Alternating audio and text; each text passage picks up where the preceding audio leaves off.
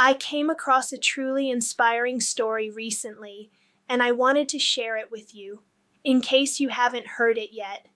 It's the story of a father and his son. It became a movie. It has its own foundation, still running strong today. And every year, there's a memorial race held in their honor. But before any of that, it was just a family fighting to be seen. In 1962, a baby boy was born in Massachusetts. The umbilical cord had wrapped around his neck. Oxygen was cut off to his brain. The doctors had a diagnosis and a recommendation. They told his parents, Dick and Judy Hoyt, that their son, Rick, would never walk, never talk, never understand the world around him. They said he'd be better off in an institution. Dick and Judy said no. They took Rick home. They raised him like any other child. They took him sledding. They included him at the dinner table. They talked to him, really talked to him, even though he couldn't answer back. Because somewhere, deep down, they believed something the doctors didn't. They believed their son was in there. 10 years later, in 1972, engineers built Rick a special computer, a machine that let him choose letters on a screen just by moving his head. And one day, Rick typed his first sentence. It wasn't about himself, it was about his favorite hockey team. In the middle of a championship run, go Bruins! In that moment, his parents learned the truth. Rick hadn't been empty. He'd been listening, thinking, feeling, trapped inside a body that simply wouldn't cooperate for his entire life. A few years later, Rick, now a teenager, types something else. He wanted to run in a charity race, 5 miles to support a boy who'd been paralyzed. Dick wasn't a runner, but he wasn't about to say no to his son, so he pushed Rick's wheelchair the entire 5 miles. That night, Rick typed 11 words that would define the rest of their lives.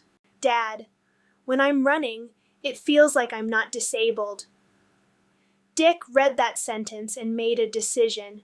If running gave his son freedom, even for an hour, then he would give his son that freedom again and again, for as long as his body would let him.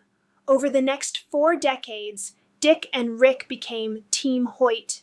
They ran over 1,000 races together, 32 Boston marathons, 6 Ironman triathlons, Dick swimming for miles, pulling Rick behind him in a small boat, biking with him seated on the handlebars, running the final stretch, pushing him the whole way. Dick always said he was the lucky one, that Rick was the engine, and he was just the body doing the pushing. But everyone who watched them cross a finish line together knew the truth. For those few hours, Rick wasn't looking at the world from the outside. He was in it, racing wind, beating the clock, free. Dick Hoyt passed away in 2021 at the age of 80. Rick followed him 2 years later in 2023, but their story didn't end there. The Hoyt Foundation still funds inclusion programs for people with disabilities. Every spring, runners gather in Hopkinton, Massachusetts for the Team Hoyt Memorial Race. And their story is now being made into a feature film because some stories are too important to stay small. Today, there's a bronze statue of the two of them at the starting line of the Boston Marathon, Dick pushing, Rick reaching his arms toward the sky.